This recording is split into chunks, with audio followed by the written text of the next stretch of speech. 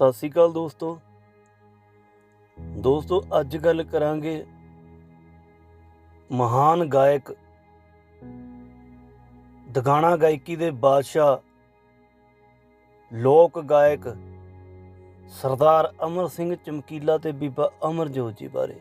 अगली गल दोस्तों इत्थों शुरू करते हैं भी किवें 500 रुपया दे के टिक्की ने अमरजोत दे पिता जी नूं मना लिया सीगा। ते अगे दी गल शुरू करते हैं दोस्तों। जदों 2:30 बजे अमरजोत लाल सूट पाई अपने भरा नाल साडे कोल आ गई, मैं उन्हां नूं ठंडा पानी पिलाया ते फिर चाह भी पियाई। इन्ने नूं चमकीला भी उत्थे आ गया। फिर असीं स्कूटर वाले नूं कमरा किराए ते लैण लई पुछया। उत्थे गीतकार बलदेव सबर, जिस दा गीत दो छड़ियां दी इक ढोलकी रोज़ रात नूं खड़के नी मैं मर जानी दा नरम कालजा धड़के मशहूर होया सी। ओह उत्थे बैठा सी। ओह शराब दा बहुत कीड़ा सी। असीं उस नूं पैग लवाया ते पुछया, तेरे नाल इक गल करनी है। आ चमकीले नाल इक नवीं कुड़ी गाउण वाली आई है, उस नूं ते उसदे भरा नूं तुसीं 2 दिन रख सकदे हो? उसने हाँ च जवाब दिंदे होए आखिया, जिद्दां दी साडी कुड़ी आ उदां दी आ अमरजोत आ, जिन्ने दिन मर्जी रहो। फिर उसने बाद च सानूं 400 रुपये च एक चुबारा किराए ते लैके दे दिता सी। जिथे असीं रिहर्सल करदे सी उदों असीं काका मोशन दे घरे भी रिहर्सल करदे हुंदे सी। ओह चमकीले नाल हारमोनीयम वजाउंदा सी। भारत नगर चौंक कोल मेरा दोस्त है शर्मा, असीं उसदे दफ्तर च भी गीतां दी रिहर्सल करदे सी। उदों मैं अमरजोत दे पिता नूं एक गल आखी सी, जे अमरजोत 6 महीने साडे कोल रह गई तां मैं तुहाडी कुड़ी दी आवाज़ HMV च रिकार्ड करवा दिआंगा। पहला प्रोग्राम साडा जिहड़ा मक्खू मंडी नेड़े बुक होया सी, असीं उत्थे पहुंच गए, पर मंत्री दे ना पहुंचण ते ओह प्रोग्राम कैंसल हो गया। ढक्कन पेमेंट लई अड़ गया कि जे पेमेंट नहीं देनी तां असीं थाणे चले जावांगे। असीं कहा असीं गड्डी किराए ते करके आए हां, साडा होर भी बहुत खर्चा होया। एग्रीमेंट मुताबक सानूं पेमेंट दे दिओ। बाद विच ओह 1750 रुपए पेमेंट देण लई मन गए। अमरजोत आखण लगी, मैं तां तुहाडे लई नहश हां, पहला प्रोग्राम ही बुक होया सी, ਉਹ भी सिरे नहीं चढ़िया। असीं आख्या प्रोग्राम चाहे नहीं लग्या, पर तुसीं अपने 600 रुपये फड़ो। फिर सानूं 2 प्रोग्राम दुआबे इलाके 'ਚ बुक होए। ਇਹ अमरजोत ਦੇ ਚਮਕੀਲੇ ਨਾਲ ਪਹਿਲਾ ਪ੍ਰੋਗਰਾਮ ਸੀ। ਉਧਰੋਂ ਸਾਨੂੰ ਰਿਕਾਰਡਿੰਗ ਲਈ ਤਾਰ ਆ ਗਈ ਕਿ ਗੀਤਾਂ ਦੀ ਜਲਦੀ ਤਿਆਰੀ ਕਰੋ, ਕਿਉਂਕਿ ਚਮਕੀਲੇ ਦਾ ਮਸਾਲਾ ਵਿਕਿਆ ਹੋਇਆ ਸੀ। ਇਸ ਕਰਕੇ ਕੰਪਨੀ ਵਾਲੇ ਚਾਹੁੰਦੇ ਸੀ ਕਿ ਉਸ ਦਾ ਰਿਕਾਰਡ ਮਾਰਕੀਟ 'ਚ ਛੇਤੀ ਤੋਂ ਛੇਤੀ ਆਵੇ। ਫਿਰ ਆਪਾਂ ਦਿੱਲੀ ਰਿਕਾਰਡਿੰਗ ਲਈ ਚਲੇ ਗਏ। ਇਹ ਸਨ 1982 ਦੀ ਦੀਵਾਲੀ ਤੋਂ ਬਾਅਦ ਦੀ ਗੱਲ ਹੈ। ਉਦੋਂ ਅੱਧ ਨਵੰਬਰ ਤੋਂ ਬਾਅਦ ਥੋੜ੍ਹੀ ਠੰਡ ਵੀ ਸ਼ੁਰੂ ਹੋ ਗਈ ਸੀ। ਅਸੀਂ ਦਿੱਲੀ ਕਮਰੇ 'ਚ ਠਹਿਰੇ ਹੋਏ ਸੀ। ਮੇਰੇ ਨਾਲ ਦੀਪਾ ਤੁੰਬੀਵਾਲਾ, ਅਮਰਜੋਤ, ਚਮਕੀਲਾ ਤੇ ਪੱਪੂ ਸੀ। ਉਦੋਂ ਠੰਡ ਦੇ ਦਿਨ ਸੀ। ਪੱਪੂ ਰਜਾਈ ਤੇ ਕੰਬਲ ਲੈਣ ਚਲਿਆ ਗਿਆ। ਮੈਂ ਤੇ ਚਮਕੀਲੇ ਨੇ ਦਾਰੂ ਪੀਤੀ ਤੇ ਮੀਟ ਖਾਧਾ। ਉੱਥੇ ਜਾ ਕੇ ਅਮਰਜੋਤ ਤੇ ਚਮਕੀਲਾ ਆਪਸ ਵਿੱਚ ਪੂਰਾ ਘੁਲ ਮਿਲ ਗਏ ਸੀ। ਉਹ ਆਪਸ 'ਚ ਪਹਿਲਾਂ ਨਾਲੋਂ ਜ਼ਿਆਦਾ ਖੁੱਲ੍ਹ ਕੇ ਗੱਲਾਂ ਬਾਤਾਂ ਕਰਨ ਲੱਗ ਪਏ ਸੀ। ਉੱਥੇ ਹੀ ਕਿਸੇ ਗੱਲੋਂ ਚਮਕੀਲਾ ਅਮਰਜੋਤ ਨਾਲ ਲੜ ਪਿਆ ਸੀ ਤੇ ਬਹੁਤ ਜ਼ਿਆਦਾ ਗੁੱਸੇ 'ਚ ਦਾਰੂ ਪੀ ਕੇ ਉਹ ਬਾਹਰ ਜਾ ਕੇ ਆਪਣੇ ਵਾਲ ਕਟਵਾ ਆਇਆ ਸੀ। ਜਦੋਂ ਉਹ ਵਾਲ ਕਟਵਾ ਕੇ ਮੇਰੇ ਕੋਲ ਆਇਆ, ਇਹ ਕੇਸਰ ਸਿੰਘ ਟਿੱਕੀ ਦਾ ਕਹਿਣਾ ਜੀ, ਜਦੋਂ ਉਹ ਵਾਲ ਕਟਵਾ ਕੇ ਮੇਰੇ ਕੋਲ ਆਇਆ ਤਾਂ ਮੈਂ ਉਸਨੂੰ ਗੁੱਸੇ 'ਚ ਬੋਲਿਆ ਸੀ, ਦੱਲਿਆ ਆਹ ਕੀ ਕਰ ਆਇਆ ਤੂੰ, ਹੁਣ ਤੇਰੀ ਰਿਕਾਰਡ ਤੇ ਕੀ ਫੋਟੋ ਲੱਗੂ। ਫਿਰ ਅਮਰਜੋਤ ਦੇ ਚਮਕੀਲੇ ਨਾਲ ਪਹਿਲੇ 4 ਦਗਾਣੇ HMV ਵਿੱਚ ਰਿਕਾਰਡ ਹੋਏ। ਰਿਕਾਰਡਿੰਗ ਤੋਂ ਬਾਅਦ ਅਸੀਂ ਵਾਪਸ ਆ ਗਏ। ਇਹਨਾਂ ਦੋਵਾਂ ਦਾ ਛੋਟਾ EP 1.5 ਮਹੀਨੇ ਬਾਅਦ ਹੀ ਮਾਰਕੀਟ 'ਚ ਆ ਗਿਆ ਸੀ। ਅਮਰਜੋਤ ਤੇ ਚਮਕੀਲੇ ਦਾ ਪਹਿਲਾ ਛੋਟਾ ਰਿਕਾਰਡ ਸੰਨ 1983 'ਚ ਆਇਆ। ਜਲਦੀ ਹੀ ਫਿਰ ਅਸੀਂ 4 ਹੋਰ ਦਗਾਣੇ ਰਿਕਾਰਡ ਕਰਵਾਏ। ਫਿਰ ਵੱਡਾ LP ਰਿਕਾਰਡ ਜੀਜਾ ਲੱਕ ਮਿਲਣ ਦਾ ਰਿਕਾਰਡ ਹੋਇਆ। इस रिकॉर्ड तो बाद सानू प्रोग्रामां दियां झड़ियां लग गईयां। चारे पासे पंजाब च अमरजोत ते चमकीले दे दुगाने ने धूमां पा दित्तियां। उधर अमरजोत नूं चमकीले नाल अखाड़ियां च गाउंदी देख के ते इन्हां दी चढ़ाई देख के गायक करतार रमला फरीदकोट अमरजोत दे भापे नूं मिलण लई चलिया गया। रमले दा सैट उस समय सुखवंत सुखी नाल टुੱਟ चुका सी। ਉਹ ਫਰੀਦਕੋਟ ਜਾ ਕੇ ਅਮਰਜੋਤ ਦੇ ਭਾਪੇ ਨੂੰ ਆਖਣ ਲੱਗਾ, ਤੁਸੀਂ ਆ ਕੀ ਅਮਰਜੋਤ ਨੂੰ ਚਮਾਰਾਂ ਦੇ ਮੁੰਡੇ ਨਾਲ ਗਾਉਣ ਲਾਤਾ। ਇਸ ਦਾ ਸੈੱਟ ਮੇਰੇ ਨਾਲ ਬਣਾ ਦਿਓ, ਅੱਧੀ ਪੇਮੈਂਟ ਮੇਰੀ ਤੇ ਅੱਧੀ ਅਮਰਜੋਤ ਦੀ। ਨਾਲੇ ਅਮਰਜੋਤ ਵੀ ਫਰੀਦਕੋਟ ਦੀ ਆ ਤੇ ਮੈਂ ਵੀ ਫਰੀਦਕੋਟ ਦਾ। ਇਸ ਗੱਲ ਬਾਰੇ ਅਮਰਜੋਤ ਮੈਨੂੰ ਪਹਿਲਾਂ ਹੀ ਦੱਸ ਚੁੱਕੀ ਸੀ। ਪਰ ਇੱਕ ਵਾਰ ਜਦੋਂ ਖੰਨੇ ਅਸੀਂ ਹੋਟਲ 'ਚ ਰੋਟੀ ਖਾਣ ਬੈਠੇ ਸੀ ਤਾਂ ਮੈਂ ਅਮਰਜੋਤ ਨੂੰ ਪੁੱਛਿਆ, ਤੂੰ ਰੋਟੀ ਕਿਉਂ ਨਹੀਂ ਖਾ ਰਹੀ। ਉਹ ਆਖਣ ਲੱਗੀ, ਟਿੱਕੀ ਭਾਜੀ, ਅਮਰ ਨੂੰ ਕਹੋ ਕਿ ਜੇ ਵਿਆਹ ਕਰਵਾਉਣਾ ਤਾਂ ਕਰਵਾ ਲਵੇ, ਨਹੀਂ ਸਾਡਾ ਸੈੱਟ ਟੁੱਟ ਜਾਣਾ। ਰਮਲਾ ਮੇਰੇ ਪਾਪਾ ਜੀ ਕੋਲ ਫਰੀਦਕੋਟ ਗਿਆ ਸੀ ਤੇ ਉਹ ਮੇਰਾ ਸੈੱਟ ਰਮਲੇ ਦੇ ਨਾਲ ਬਣਾਉਣ ਨੂੰ ਫਿਰਦੇ ਆ। ਜਦੋਂ ਮੈਂ ਚਮਕੀਲੇ ਨੂੰ ਇਹ ਸਾਰੀ ਗੱਲਬਾਤ ਦੱਸੀ ਤੇ ਅਮਰਜੋਤ ਨਾਲ ਵਿਆਹ ਕਰਨ ਦੀ ਗੱਲ ਆਖੀ ਤਾਂ ਉਸਨੇ ਹਾਂ ਵਿੱਚ ਜਵਾਬ ਦਿੱਤਾ ਤੇ ਮੈਨੂੰ ਆਖਣ ਲੱਗਾ, ਟਿੱਕੀ ਭਾਜੀ, ਮੇਰੇ ਘਰ ਦੇ ਮੇਰੇ ਨਾਲ ਇੱਕ ਜਨਾਨੀ ਮੜਨ ਨੂੰ ਫਿਰਦੇ ਆ, ਪਰ ਮੈਂ ਨਹੀਂ ਮੰਨਦਾ। ਅਸਲ ਵਿੱਚ ਉਦੋਂ ਚਮਕੀਲਾ ਵਿਆਹਿਆ ਹੋਇਆ ਸੀ, ਪਰ ਉਸ ਦਿਨ ਪਤਾ ਨਹੀਂ ਕਿਉਂ ਉਹ ਮੇਰੇ ਨਾਲ ਝੂਠ ਬੋਲ ਰਿਹਾ ਸੀ।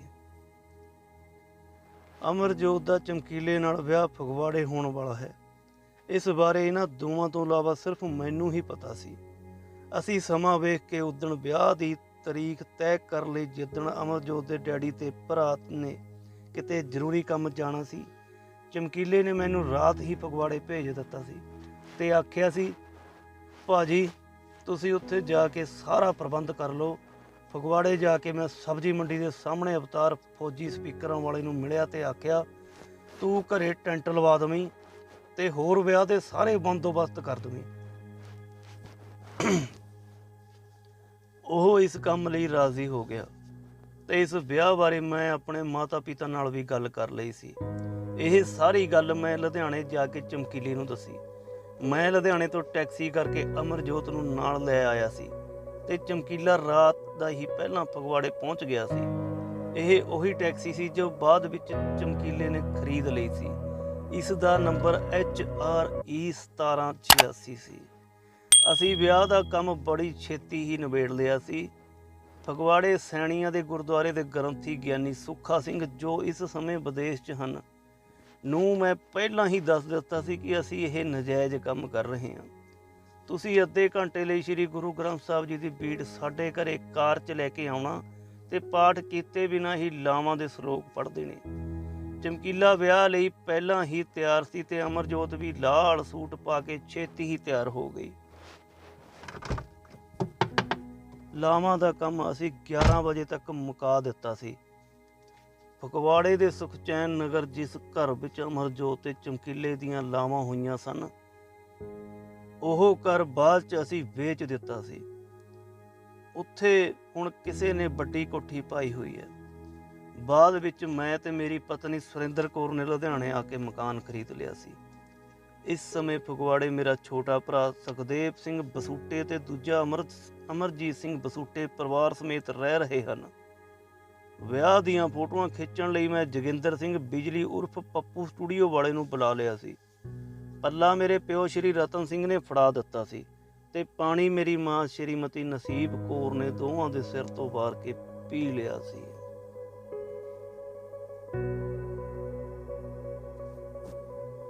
ਉਸ ਦਿਨ ਮੰਗਲਵਾਰ 24 ਮਈ ਸੰਨ 1983 ਸੀ। ਇਸ ਸਮੇਂ ਅਵਤਾਰ ਫੌਜੀ ਨੇ ਸਪੀਕਰ 'ਚ ਅਨਾਉਂਸਮੈਂਟ ਕੀਤੀ ਕਿ ਹੁਣ ਦੋਵੇਂ ਇੱਕ ਧਾਰਮਿਕ ਗੀਤ ਸੁਣਾਉਣਗੇ। ਚਮਕੀਲੇ ਨੇ ਧਾਰਮਿਕ ਗੀਤ ਗਾਇਆ ਸੀ, ਦਸ਼ਮੇਸ਼ ਪਿਤਾ ਸਿੱਖੀ ਦਾ ਮਹਿਲ ਬਣਾ ਚੱਲਿਆ, ਇੱਟਾਂ ਦੀ ਥਾਂ ਸੀਸ ਸਿੱਖਾਂ ਦੇ ਲਾ ਚੱਲਿਆ। ਤੇ ਅਮਰਜੋਤ ਨੇ ਗਾਇਆ ਸੀ, ਪਤਾ ਨਹੀਂ ਕੀ ਬਾਟੇ ਵਿੱਚ ਘੋਲ ਕੇ ਪੜਾ ਗਿਆ। ਉਸਨੇ ਨਾਲ ਹੀ ਰਾਤ ਨੂੰ ਅਖਾੜੇ ਦਾ ਪ੍ਰੋਗਰਾਮ ਵੀ ਅਨਾਉਂਸ ਕਰ ਦਿੱਤਾ। ਲਾਵਾਂ ਦਾ ਪ੍ਰੋਗਰਾਮ ਖਤਮ ਹੁੰਦਿਆਂ ਹੀ ਖੁਸਰੇ ਟਾਂਗੇ ਤੇ ਚੜ੍ਹ ਕੇ ਆ ਗਏ। ਖੁਸਰੇ ਆਉਂਦੇ ਸਾਰ ਹੀ ਟਕੂਏ ਤੇ ਟਕੂਆ ਖੜਕੇ ਵਾਲਾ ਗੀਤ ਗਾਉਣ ਲੱਗ ਪਏ। ਮੇਰੀ ਮਾਂ ਨੇ ਪ੍ਰਾਂਤ ਦੇ ਆਟੇ ਵਿੱਚ ਮੇਰੀ ਮਾਂ ਨੇ ਪਰਾਤ ਦੇ ਵਿੱਚ ਆਟਾ ਉੱਤੇ ਥਾਲੀ ਗੁੜ ਦੀ ਇੱਕ ਸੂਟ ਤੇ 101 ਰੁਪਈਆ ਰੱਖ ਕੇ ਖੁਸਰਿਆਂ ਨੂੰ ਦੇ ਦਿੱਤਾ। ਮੇਰੀ ਮਾਂ ਨੂੰ ਜਦੋਂ ਪਤਾ ਲੱਗਾ ਕਿ ਚਮਕੀਲਾ ਖੁਸਰਿਆਂ ਨਾਲ ਗਾਉਣ ਡਿਆ ਹੈ ਤਾਂ ਮੇਰੀ ਮਾਂ ਉਸਨੂੰ ਆਖਣ ਲੱਗੀ, ਵੇ ਫੋਟ ਦਾਦੇ ਮੰਗਾਉਣਿਆ ਨਾ ਹੋਵੇ ਤਾਂ ਤੂੰ ਤਾਂ ਖੁਸਰਿਆਂ ਨਾਲ ਗਾਉਣ ਡਿਆ। ਆਪਣੀ ਘਰਵਾਲੀ ਨਾਲ ਗੱਲ ਹੈ, ਇੰਨੀ ਸੋਹਣੀ ਅੰਦਰ ਬੈਠੀ ਹੈ। ਇਸ ਬਾਰੇ ਬਾਅਦ ਚ ਚਮਕੀਲੇ ਨੇ ਇੱਕ ਦਗਾਣਾ ਬੁੱਢੀ ਘੋੜੀ ਲਾਲ ਲਗਾਮਾਂ ਵੀ ਲਿਖ ਦਿੱਤਾ ਸੀ, ਜੋ ਬਾਅਦ ਵਿੱਚ ਬਹੁਤ ਮਸ਼ਹੂਰ ਹੋਇਆ ਸੀ। ਜਦੋਂ ਖੁਸਰੇ ਚਲੇ ਗਏ ਤਾਂ ਮੈਂ ਰਾਤ ਨੂੰ 6 ਬੀਰਾਂ ਦੀਆਂ ਬੋਤਲਾਂ ਤੇ ਕੁਝ ਬਿੰਨੀ ਦੀਆਂ ਬੋਤਲਾਂ ਮੰਗਵਾ ਲਈਆਂ ਸਨ ਤੇ ਨਾਲ ਮੀਟ ਵੀ ਬਣਾ ਲਿਆ ਸੀ। ਮੇਰੇ ਵਾਲਾ ਢੋਲਕ ਜੋਗਿੰਦਰ ਵਜਾਉਣ ਲੱਗ ਪਿਆ ਸੀ ਤੇ ਚਮਕੀਲਾ ਤੂੰਬੀ ਨਾਲ ਗਾ ਰਿਹਾ ਸੀ। ਰਾਤ ਨੂੰ ਜਦੋਂ ਪੁਲਿਸ ਵਾਲੇ ਆ ਗਏ ਤਾਂ ਮੈਂ ਡਰ ਗਿਆ ਕਿ ਲੱਗਦਾ ਕੋਈ ਚੱਕਰ ਪੈ ਗਿਆ, ਪਰ ਉਹਨਾਂ ਕਿਹਾ ਕਿ ਅਸੀਂ ਇੱਥੋਂ ਤਾਂ ਆਵਾਜ਼ ਸੁਣ ਕੇ ਆ ਗਏ। ਚਮਕੀਲੇ ਨੇ ਉਹਨਾਂ ਅੱਗੇ ਦਾਰੂ ਦੀ ਬੋਤਲ ਰੱਖ ਦਿੱਤੀ ਤੇ ਉਹ ਪੂਰੇ ਟੱਲੀ ਹੋ ਗਏ ਤੇ ਫਿਰ ਜਲਦੀ ਹੀ ਚਲੇ ਗਏ। ਵਿਆਹ ਵਾਲੇ ਦਿਨ ਤੋਂ ਬਾਅਦ ਅਗਲੇ ਦਿਨ ਮੈਂ ਲੁਧਿਆਣੇ ਆ ਗਿਆ। ਅਮਰਜੋਤ ਤੇ ਚਮਕੀਲਾ ਪੂਰੇ 4 ਦਿਨ ਮੇਰੇ ਘਰੇ ਹੀ ਰਹੇ ਸਨ। ਮੈਂ ਸਵੇਰੇ ਲੁਧਿਆਣੇ ਖਬਰਸਾਰ ਲੈਣ ਜਾਂਦਾ ਸੀ ਤੇ ਸ਼ਾਮ ਨੂੰ ਘਰੇ ਵਾਪਸ ਆ ਜਾਂਦਾ ਸੀ। ਮੈਂ ਪਿੱਛੇ ਕਿੱਕਰ ਤੇ ਬਲਜਿੰਦਰ ਸੰਗੀਲੇ ਦੀ ਡਿਊਟੀ ਲਾਈ ਹੋਈ ਸੀ ਕਿ ਧਿਆਨ ਰੱਖਣਾ ਕਿਤੇ ਅਮਰਜੋਤ ਦੇ ਘਰ ਦੇ ਕੋਈ ਕਾਰਵਾਈ ਤਾਂ ਨਹੀਂ ਕਰਦੇ। ਇੱਧਰੋਂ ਅਮਰਜੋਤ ਨੇ ਚਿੱਠੀ ਵੀ ਲਿਖੀ ਸੀ ਕਿ ਮੈਂ ਚਮਕੀਲੇ ਨਾਲ ਵਿਆਹ ਕਰਵਾ ਲਿਆ ਹੈ ਤੇ ਤੁਹਾਨੂੰ ਕੋਈ ਇਤਰਾਜ਼ ਨਹੀਂ ਹੋਣਾ ਚਾਹੀਦਾ। ਮੈਂ ਇਸ ਸਮੇਂ ਵੈਸ਼ਨੋ ਦੇਵੀ ਹਾਂ, ਪਰ ਹੈ ਉਹ ਉਸ ਸਮੇਂ ਫਗਵਾੜੇ ਸੀ। ਇਸ ਚਿੱਠੀ ਨੂੰ ਬਲਜਿੰਦਰ ਸੰਗੀਲਾ ਮਾਨਸੇ ਵਾਲਾ ਫਗਵਾੜੇ ਤੋਂ ਲੈ ਕੇ ਗਿਆ ਸੀ ਤੇ ਲੁਧਿਆਣੇ ਸਾਡੇ ਚਵਾਰੇ ਬੂਹੇ ਤੇ ਇਸ ਚਿੱਠੀ ਨੂੰ ਚਿਪਕਾ ਆਇਆ ਸੀ ਤਾਂ ਕਿ ਅਮਰਜੋਤ ਦਾ ਭਰਾ ਤੇ ਪਿਤਾ ਜਦ ਆਉਣ ਤੇ ਪੜ੍ਹ ਲੈਣ। ਅਮਰਜੋਤ ਦਾ ਪਿਤਾ ਤੇ ਭਰਾ ਪੱਪੂ ਚੰਡੀਗੜ੍ਹ ਕਿਸੇ ਕੇਸ ਦੇ ਕਾਗਜ਼ ਪੱਤਰ ਦੇਣ ਗਏ ਸੀ। ਕੁਝ ਦਿਨ ਬਾਅਦ ਅਸੀਂ ਸਾਰੇ ਲੁਧਿਆਣੇ ਆ ਗਏ ਕਿਉਂਕਿ ਸਾਡਾ ਪ੍ਰੋਗਰਾਮ ਪਹਿਲਾਂ ਹੀ ਬੁੱਕ ਸੀ। 10 ਕੁ ਵਜੇ ਪੱਪੂ ਵੀ ਉੱਥੇ ਆ ਗਿਆ। ਪੱਪੂ ਨੇ ਚਿੱਠੀ ਪੜ੍ਹ ਲਈ ਸੀ ਤੇ ਉਸਨੇ ਆਉਂਦੇ ਸਾਰ ਹੀ ਰੌਲਾ ਪਾ ਦਿੱਤਾ ਕਿ ਅਮਰਜੋਤ ਆਹ ਤੂੰ ਕੀ ਕਰ ਲਿਆ। ਅਮਰਜੋਤ ਅੱਗੋਂ ਬੋਲੀ ਕਿ ਗੱਡੀ 'ਚ ਚੁੱਪ ਕਰਕੇ ਬਹਿ ਜਾ ਪੱਪੂ ਤੇ ਬੱਸ ਫੜ ਕੇ ਫਰੀਦਕੋਟ ਚਲਾ ਜਾ। ਸਮਾਂ ਬੀਤਣ ਤੇ ਨਾਲ ਹੀ ਇਸ ਵਿਆਹ ਬਾਰੇ ਅਮਰਜੋਤ ਦੇ ਸਾਰੇ ਘਰਦਿਆਂ ਨੂੰ ਪਤਾ ਲੱਗ ਗਿਆ ਸੀ। ਹੌਲੀ ਹੌਲੀ ਉਸਦੇ ਘਰਦਿਆਂ ਨਾਲ ਸੈਟਿੰਗ ਹੋ ਗਈ, ਪਰ ਅਮਰਜੋਤ ਦਾ ਇੱਕ ਭਰਾ ਜੋ ਪੁਲਿਸ ਵਿੱਚ ਸੀ, ਉਹ ਨਾ ਚਮਕੀਲੇ ਨਾਲ ਬੋਲਦਾ ਸੀ ਤੇ ਨਾ ਅਮਰਜੋਤ ਨਾਲ। ਵਿਆਹ ਤੋਂ ਬਾਅਦ ਅਮਰਜੋਤ ਤੇ ਚਮਕੀਲਾ ਘੁਮਾਰ ਮੰਡੀ 'ਚ ਇੱਕ ਕੋਠੀ 'ਚ ਰਹਿਣ ਲੱਗ ਪਏ ਸੀ। ਚਮਕੀਲੇ ਨੇ ਬਾਅਦ 'ਚ ਉਹੀ ਗੱਡੀ ਖਰੀਦ ਲਈ ਸੀ ਜੋ ਉਹ ਟੈਕਸੀ ਕਰਕੇ ਪ੍ਰੋਗਰਾਮਾਂ ਤੇ ਜਾਇਆ ਕਰਦਾ ਸੀ। ਕਈ ਵਾਰ ਦਫ਼ਤਰ ਗਰਮੇਲ ਕੌਰ ਦੇ ਭਰਾ ਗਰਮੇਲ ਸਿੰਘ ਤੇ ਸ਼ਿੰਦਰ ਵੀ ਆ ਜਾਂਦੇ ਸਨ। ਅਸੀਂ 2 ਬੰਦੇ ਵਿੱਚ ਪਾ ਕੇ ਇਕੱਠੇ ਹੋ ਕੇ ਕਿਹਾ ਕਿ ਤੁਸੀਂ ਆਪਣੀ ਗੱਲ ਘਰੇ ਨਿਬੇੜੋ, ਇੱਥੇ ਇਸ ਦੀ ਮਾਰਕੀਟ ਦਾ ਸਵਾਲ ਹੈ। ਮੈਂ ਚਮਕੀਲੇ ਨੂੰ ਆਖਿਆ ਸੀ, ਗੱਲ ਸੁਣ, ਤੂੰ ਇੰਨੇ ਪੈਸੇ ਕਮਾਉਣਾ, ਹੁਣ ਰੋਜ਼ ਇਹਨਾਂ ਨੂੰ ਦੂਜੇ ਤੀਜੇ ਦਿਨ ਘਰ 1000 ਦੇ ਆਇਆ ਕਰ। ਉਹ ਫਿਰ ਅਮਰਜੋਤ ਦੇ ਕਹਿਣ ਤੇ ਆਪਣੇ ਘਰੇ ਵੀ ਜਾਣ ਲੱਗ ਪਿਆ ਸੀ ਤੇ ਪੈਸੇ ਖਰਚਾ ਪਾਣੀ ਵੀ ਦੇਣ ਲੱਗ ਪਿਆ ਸੀ। ਜਦੋਂ ਅਮਰਜੋਤ ਤੇ ਚਮਕੀਲੇ ਦੇ ਲਗਾਤਾਰ ਪ੍ਰੋਗਰਾਮ ਲੱਗਣ ਤੇ ਰਿਕਾਰਡ ਮਾਰਕੀਟ 'ਚ ਆਉਣ ਕਰਕੇ ਪੂਰੀ ਚੜ੍ਹਾਈ ਸੀ, ਉਦੋਂ ਕਲਾਕਾਰਾਂ ਨੇ ਆਹ ਕੰਮ ਕਰਵਾ ਦਿੱਤਾ। ਆਖਰੀ ਸਮੇਂ ਮੈਂ ਚਮਕੀਲੇ ਨਾਲ ਨਹੀਂ ਸੀ ਟਿੱਕੀ ਦਾ ਕਹਿਣਾ ਜੀ। ਮੈਂ ਆਪਣੀ ਵੱਡੀ ਬੇਟੀ ਜੋਤੀ ਦੇ ਘਰਵਾਲੇ ਨੂੰ ਲੈਣ ਗਿਆ ਹੋਇਆ ਸੀ। ਮੈਂ ਬਾਹਰੋਂ ਰੇਡੀਓ ਲਿਆਂਦਾ ਸੀ ਜਿਸ ਤੇ ਕੰਨਾਂ ਨੂੰ ਲਾਉਣ ਵਾਲੇ ਹੈੱਡਫੋਨ ਲਾਉਂਦੇ ਹੁੰਦੇ ਸੀ। ਇੱਕ ਏਰੀਅਲ ਬਾਹਰ ਨਿਕਲਦਾ ਸੀ। ਮੈਨੂੰ ਰੇਡੀਓ ਤੋਂ ਅਮਰਜੋਤ ਤੇ ਚਮਕੀਲੇ ਦੀ ਮੌਤ ਦੀ ਖਬਰ ਪਤਾ ਲੱਗੀ ਸੀ। ਇਹ ਖਬਰ ਸੁਣ ਕੇ ਜ਼ਿਆਦਾ ਦਾਰੂ ਪੀਣੀ ਸ਼ੁਰੂ ਕਰ ਦਿੱਤੀ ਸੀ ਮੈਂ। ਮੇਰਾ ਸਹੁਰਾ ਤੇ ਮੇਰੀ ਸੱਸ ਆਖਣ ਲੱਗੇ, ਇਸਨੇ ਜ਼ਿਆਦਾ ਦਾਰੂ ਪੀ ਕੇ ਮਰ ਜਾਣਾ, ਇਸਨੂੰ ਕਹੋ ਨਾਲ ਜਾ ਕੇ ਲੁਧਿਆਣੇ ਛੱਡ ਆਓ ਇਹਨੂੰ। ਜਦੋਂ ਮੈਂ ਲੁਧਿਆਣੇ ਪਹੁੰਚਿਆ ਤਾਂ ਉਦੋਂ ਸੰਸਕਾਰ ਹੋ ਚੁੱਕਾ ਸੀ। ਸਾਰੇ ਦਫ਼ਤਰਾਂ ਨੂੰ ਉਦੋਂ ਜਿੰਦੇ ਲੱਗੇ ਹੋਏ ਸਨ। ਕਲਾਕਾਰਾਂ ਦੀ ਮਾਰਕੀਟ ਲੁਧਿਆਣਾ 'ਚ ਉਸ ਸਮੇਂ ਪੂਰਾ ਮਾਤਮ ਛਾਇਆ ਹੋਇਆ ਸੀ। ਉਸ ਸਮੇਂ ਮੇਰੇ ਕੋਲ 25,000 ਰੁਪਏ ਜਮ੍ਹਾਂ ਸੀ। ਮੈਂ 18,500 ਦਾ ਆਟੋ ਲੈ ਲਿਆ। 4 ਸਾਲ ਬਾਅਦ ਸਨ 1992 ਚ ਮੈਂ ਇੱਕ ਵਾਰ ਫਿਰ ਤੋਂ ਗਾਇਕਾਂ ਨਾਲ ਜਾਣ ਲੱਗ ਪਿਆ ਸੀ।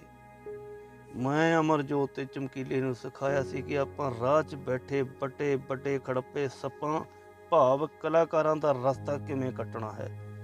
ਮੈਂ ਉਹਨਾਂ ਨੂੰ ਦੱਸਿਆ ਕਿ ਅਖਾੜਾ ਪਹਿਲਾਂ ਧਾਰਮਿਕ ਗੀਤ ਨਾਲ ਸ਼ੁਰੂ ਕਰਨਾ ਤੇ ਫਿਰ ਜਿੰਨਾ ਚਿਰ ਸਟੇਜ ਖਤਮ ਨਹੀਂ ਹੁੰਦੀ ਤੂੰਬੀ ਨਾਲ ਦਗਾਣੇ ਗਾਉਣੇ ਬੰਦ ਨਹੀਂ ਕਰਨੇ।